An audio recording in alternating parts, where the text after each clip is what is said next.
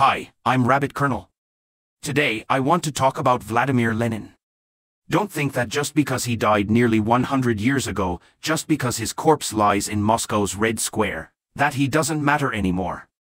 In the past 100 years, his influence on humanity has been indisputably number one. Whether it's Hitler, Roosevelt, Churchill, or Mao Zedong, none can compare to his sweeping impact across both the right and the left wings. Our older audience must know this name that shook the entire world. The reason is simple: the Soviet camp encompassed half the planet, and he was the godlike figure worshipped across half the globe. For today's youth he may not be so familiar, but I can assure you, even today in the world we inhabit, we cannot escape him. His towering presence still stands behind us. His influence has seeped down to the bones of this world. Next I will slowly elucidate Lenin's story and provide an analytical deconstruction, so that after hearing my account of Lenin and analysis, we can further explore why today we still live under the imposing shadow of his legacy. The 20th century was an era that produced many giants who upended the status quo. Among the tumultuous figures there were many, but if Hitler's Germany revered the color black, Lenin's Russia favored the hue red. The red revolutionary tide stirred up by Lenin came before the black storm of Nazism, and its duration and impact were even more far-reaching, sweeping virtually every corner of the globe. Before Lenin, Russia had always been a supporting actor on the world stage, lingering relatively on the fringe. Before Lenin, right up until modern Russia's founding father Peter the Great, Russia had barely produced a world-class military or political leader. For hundreds of years, it was like a jackal, sneaking attacks and nibbling away at its neighbors' territories, yet never managing a proper conquest. When Napoleon led his Grand Army into Russia, although defeated at Moscow, it was defeated more by Russia's harsh winter than Kutuzov.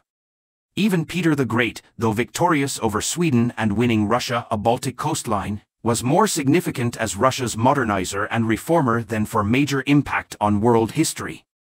But Lenin was different.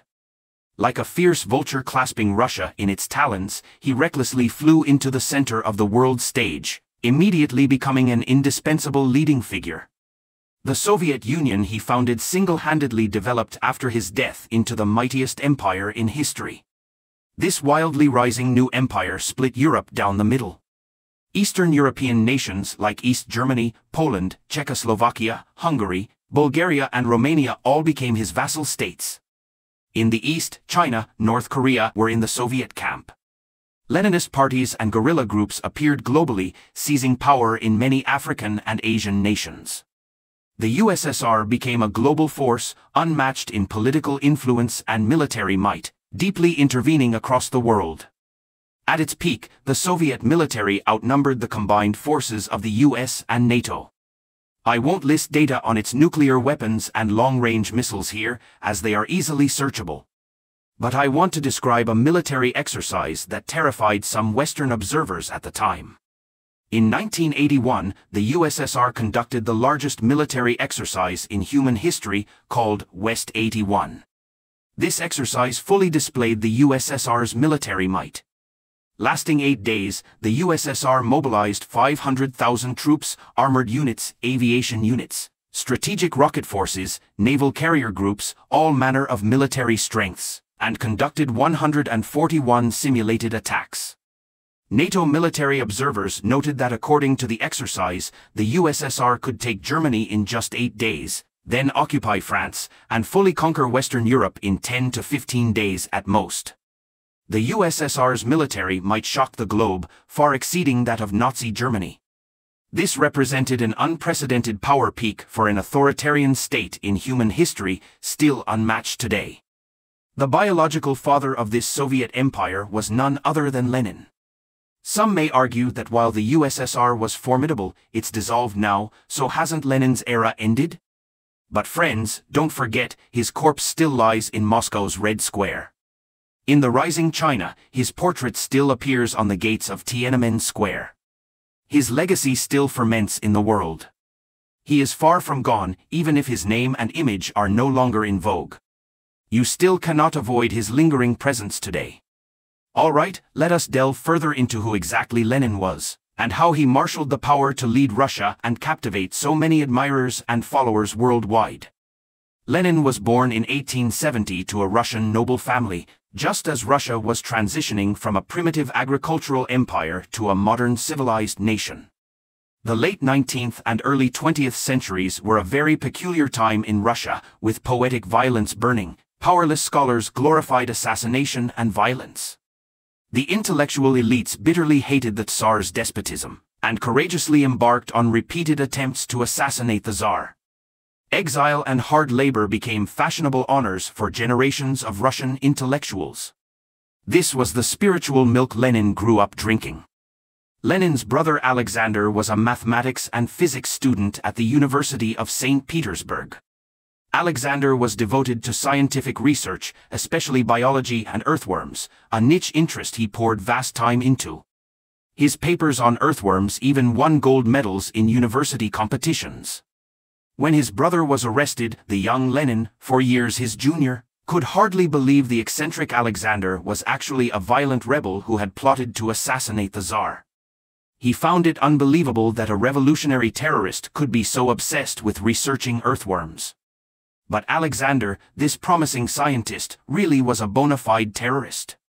Not only was he a member of the radical organization People's Will, but one of their backbone forces. His physics expertise even came in handy. He personally secretly produced bombs and bullets and participated in assassination attempts. Alexander and 4 other Russian intellectuals were sentenced to death by hanging. The 16-year-old Lenin witnessed his 21-year-old brother Alexander's execution. This blood debt had a profound influence on shaping Lenin's personality, willpower, and ambitions. 31 years later, on the night of July 16, 1918, the already abdicated Tsar Nicholas II and his 4 beautiful daughters, including his hemorrhagic 14-year-old son, were ruthlessly gunned down by the Bolsheviks in a basement in Ekaterinburg, with no survivors. The youngest daughter Anastasia was only 17. After the machine guns swept them, one princess was still breathing, her chest jewels having blocked the bullets. An executioner soldier ripped away her jewels and finished her with a bayonet stab to the chest. Lenin's influence on Russia and the world was not only because he founded a mighty empire, but because he provided backward Russia and countries worldwide with a whole set of theories on violent revolution. He combined Western socialist thought with the practical needs of social change in backward countries. In hindsight, this new theoretical bomb he synthesized was arguably the most powerful thermonuclear weapon in the history of human rebellion. Its power and consequences cannot be overestimated. Not only did Lenin construct the ideological theories of revolution, but even more impressively he contributed methods and designed organizational models summed up as the Vanguard Party, the globally renowned Communist Party. All the communist parties worldwide were organized based on Lenin's theories and principles about vanguard parties. The core of the vanguard theory is that for a revolution to succeed, the enlightened minority elite must rouse, educate and lead the masses to form a fighting force, in order to challenge and ultimately overthrow the ruling class. The Bolsheviks he established in 1903 were the first such elite party and vanguard organization in human history. This party adopted Lenin's so-called democratic centralism principles. This whole set of concepts and operational rules fundamentally diverged from mainstream Western socialist movements. Western socialists like Bernstein and Kautsky could never accept Lenin's eccentricities. In their eyes, aside from the socialist ideological trappings, it was essentially an upgraded version of traditional secret societies and criminal organizations. This was an irreconcilable fundamental conflict, so the leaders of the international socialist movement repeatedly criticized Lenin's dangerous approach, predicting it would ultimately lead to establishing a dictatorship by an exclusive party and authoritarian regime. But Lenin sneered at all these warnings, deriding these armchair revolutionaries as too young, too simple. In 1917, the Bolsheviks seized power through violent means. I know some people think the October Revolution was when Lenin toppled the Tsar. Just like many wrongly believe Sun Yat-sen overthrew the Qing dynasty, these are historical misunderstandings. Contrary to much common knowledge, the Romanov dynasty was not overthrown by Lenin and his Bolsheviks. The October Revolution took place after Tsar Nicholas had already abdicated. The October Revolution used force to end the fledgling provisional government and parliament, seizing the fruits of the so-called bourgeois revolution. Tsar Nicholas II had already been overthrown in the February Revolution earlier in 1917. At that time, the Russian troops fighting in World War I were retreating on all fronts, while major cities like St. Petersburg erupted in waves of protests and demonstrations. Soldiers and officers were unwilling to continue fighting, and anti-war sentiment gradually spread and intensified. They no longer pledged allegiance to the Tsar. Chief of Staff Mikhail Alexeyev openly warned the Tsar, who was trying to crush the protests, "Your Majesty, you are preparing the gallows for yourself." The situation was clearly precarious. On March 3, 1917, massive protests erupted in Petrograd, with workers at the Putilov plant going on strike. The strike swiftly grew into a political movement against hunger, war, and the Tsarist system. The panicked Nicholas II made one last attempt to cling to power, refusing to heed his general's warnings and arrogantly ordering troops to open fire on the protesters. On the morning of March 12, the Imperial Guard's Wilhelmina Battalion, ordered to suppress the protests, refused to follow orders. The soldiers turned their guns around, killing their commanding officer. At that point, Russia was already a tinderbox just waiting for a spark. Consequently, tens of thousands of the capital's troops mutinied in response. The rebellious troops immediately arrested the Tsarist government's ministers. By the Russian calendar it was still February, so this revolution became known as the February Revolution. Seeing his power evaporate, Nicholas II wisely chose not to remain obstinately foolish to the bitter end, and announced his abdication. Thus the Romanov dynasty, lasting over 300 years, thoroughly collapsed. Russia's previously rubber-stamped parliament, the Duma, began to function, establishing a provisional government under its leadership. This was a historic moment for Russia. Had it not been for Lenin, his Leninism at odds with mainstream Western socialism, and his successful violently radical Bolshevik organization, Russia would have embarked down a Western evolutionary path. But history deals in what did happen, not what-ifs. Useless hypotheticals are only lamentations by those of the present about the past. This was Russia's historical destiny, and the destiny of world history. At this point the Bolsheviks did not dominate the provisional government and parliament. The Mensheviks and other liberal parties like the Social Democrats held sway. According to later Soviet historiography, the provisional government was a typical bourgeois government, having completed the bourgeois democratic revolution. Next it would be the Bolsheviks' turn to take their heads. Russia's society at that time was paralyzed, with all manner of parties and groups mushrooming like bamboo shoots after rain, but completely disjointed and disordered. The fledgling provisional government was very chaotic and weak, rife with factions, and had no time to build a truly loyal national army.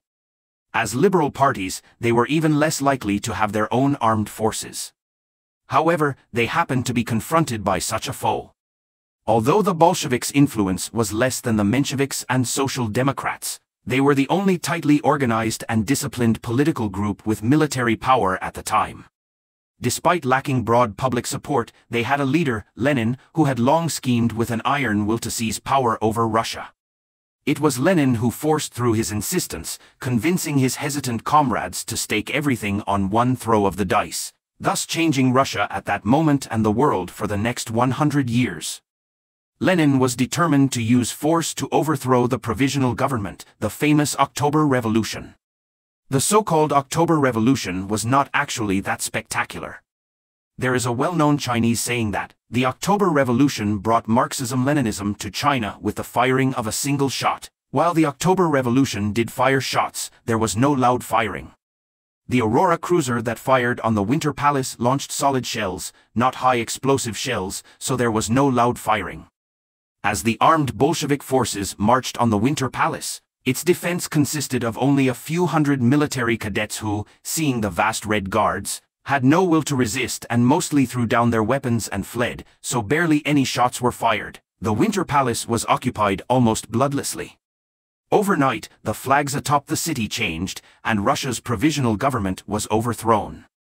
The Provisional Government's Prime Minister, Kerensky, was a mild, scholarly lawyer from the Socialist Revolutionary Party, no match for Lenin. Interestingly, these two historical rivals were actually from the same hometown, having both lived in Simbirsk in their youth. Moreover, their families had deep ties. Kerensky's father had been a benefactor to Lenin's family, maintaining close relations with them and providing much care when the Lenin family was shunned by Simbirsk high society, due to Lenin's brother's assassination attempt against the Tsar.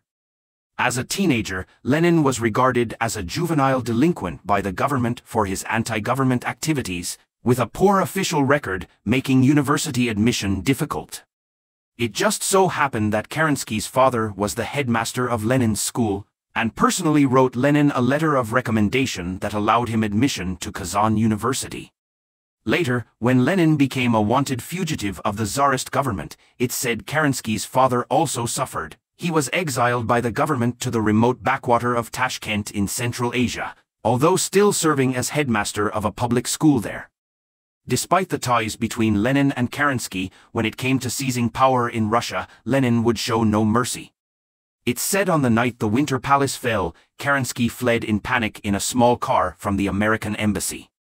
Trotsky, who later founded the Red Army and masterminded the October Revolution's operations, wrote a pamphlet describing the October Revolution, using very caustic language to depict the bourgeois liberals. These bourgeoisie actually fantasized that parliament could be a weapon for struggling against the Bolsheviks, who had already seized power by force. Trotsky couldn't help but mock the naive, formal Democrat dummies of the Russian Duma for being so childish. The Duma deputies, ignoring the Bolsheviks' warnings, insisted on continuing to convene, trying to defeat the Bolshevik regime through parliamentary majority vote. The Bolsheviks, being very materialist, simply cut their electricity with the parliamentary hall unlit. How could they meet? Yet the obstinate deputies actually lit candles to continue meeting. Seeing this, the Bolsheviks realized these scholars were truly stubborn. So they shut down the parliamentary kitchen, ending the food service. The angry deputies were still stubbornly defiant, making do with dry bread when meals stopped being served, determined to complete the procedure of voting to defeat the Bolsheviks.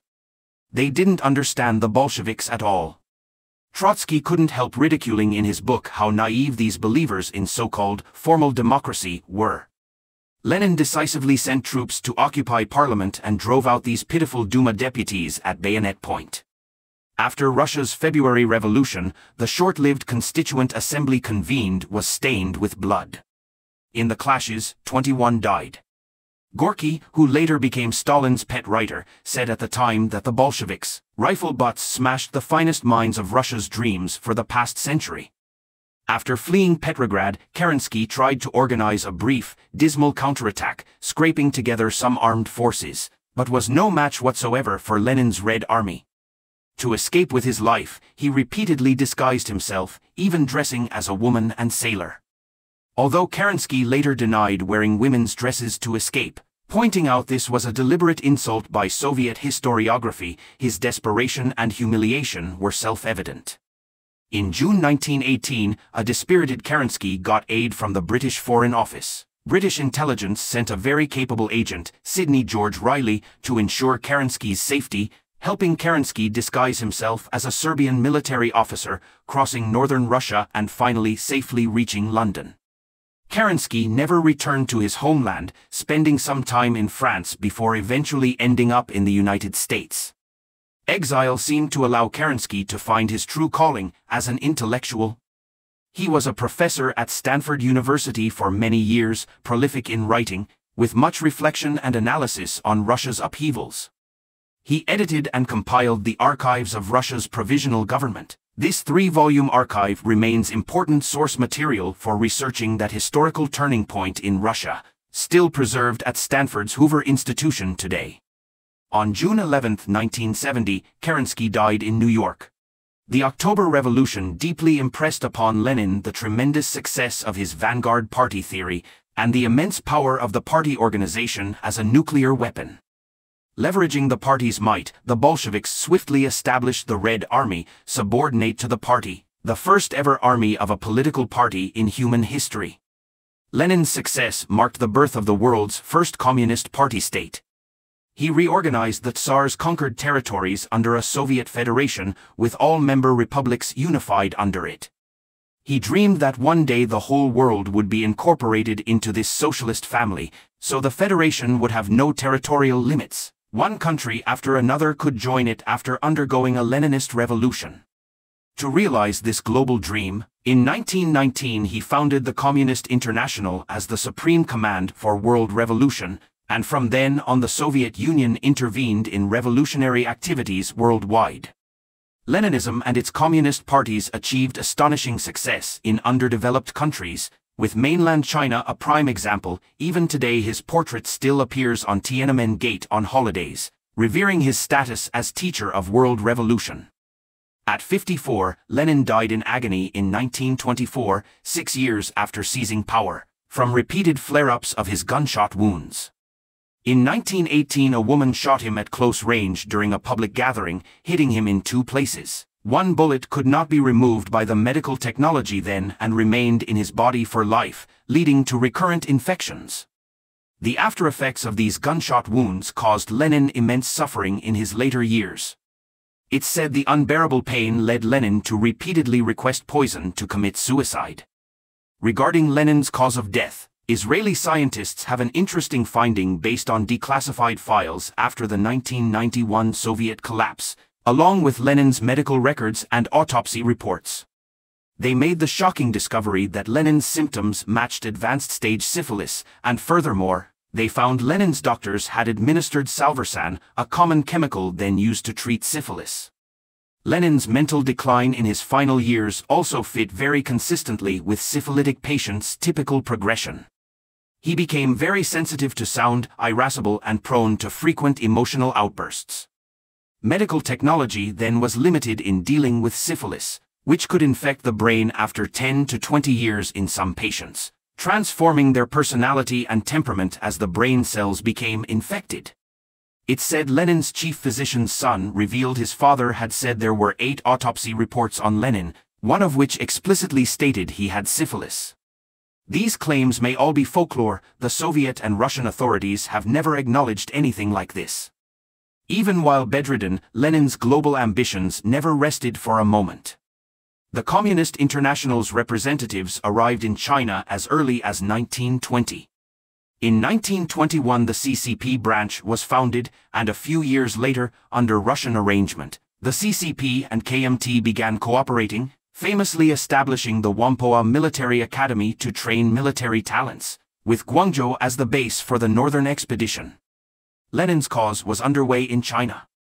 All of this is the very origin of today's China. From this, it's not hard to understand why Lenin remains an inescapable presence.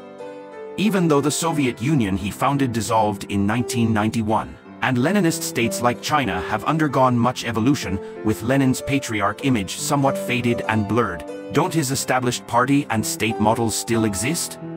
Hasn't a new force represented by China risen up, constituting a competing force against Western civilization? Friends, if you think Lenin is long gone, you are truly mistaken. The man in that crystal coffin in Moscow's Red Square still watches over this world. Thank you all. Please follow my channel for more. See you next time.